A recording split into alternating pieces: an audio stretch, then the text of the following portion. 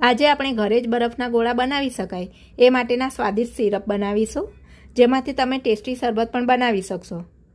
તો ગોલા સિરપ બનાવવા માટે આપણે સ્ટીલની કડાઈમાં 1 કિલો સુગર અને 1 લીટર પાણી ઉમેરીશું. સિરપ બનાવવા માટે આપણે સુગર અને પાણી બંને સરખા ભાગે લેવાના છે. હવે કડાઈને આપણે ગેસ પર રાખીશું અને પાણીને મીડિયમ ફ્લેમ ઉપર ચલાવતા રહીશું. 5 મિનિટ જેવું પાણીને ચલાવ્યા પછી સુગર પાણીમાં મેલ્ટ થઈ જશે. એટલે આ પાણીમાં આપણે 1 ટીસ્પૂન લીંબુના ફૂલ ઉમેરીશું, જેથી સિરપ જામશે નહીં અને સ્વાદમાં પણ ખટમીઠા બનશે.